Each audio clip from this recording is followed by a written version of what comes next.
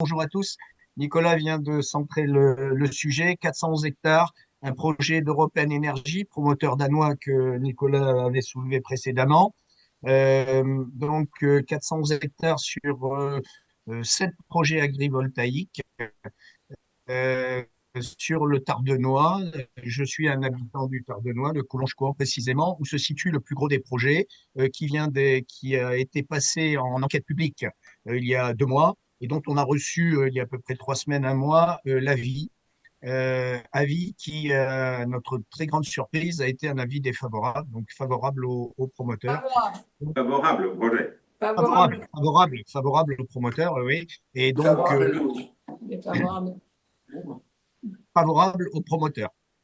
Et à notre très grande surprise, vu le nombre d'impacts que nous avions recensés, Edam avait recensé à la fois sur la partie patrimoniale, sur la partie économique, sur la partie agricole, etc.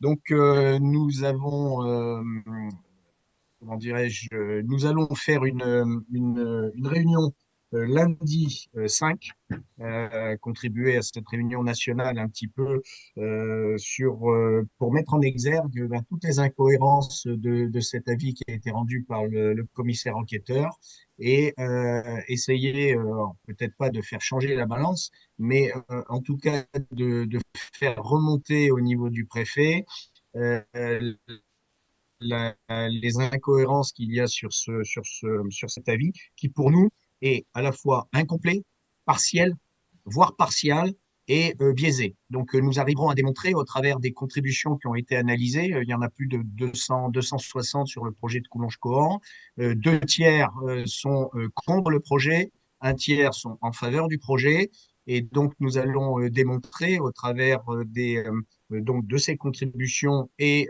par rapport à ce que le commissaire enquêteur a apporté, les incohérences qu'il y a sur ce projet et essayer d'influencer, en tout cas, la position du préfet qui, pour l'instant, n'a pas bougé. Peut-être on peut dire qu'on a une réunion, enfin, il y a une réunion.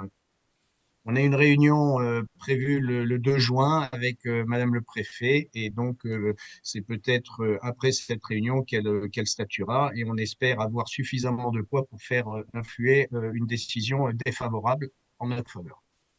Voilà, je Merci. Je sais pas. voudrais juste dire que les 74 observations là, qui sont dans les 3 catégories que je mentionnais tout à l'heure, le commissaire enquêteur n'en a même pas retenu un quart.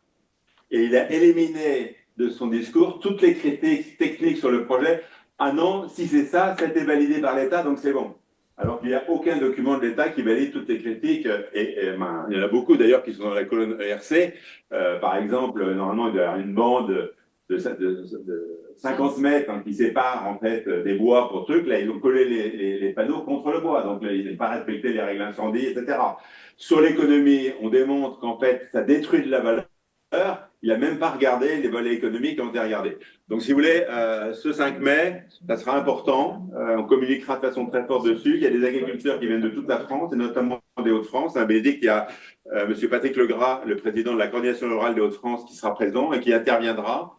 Et on fera effectivement une conférence de presse et des discours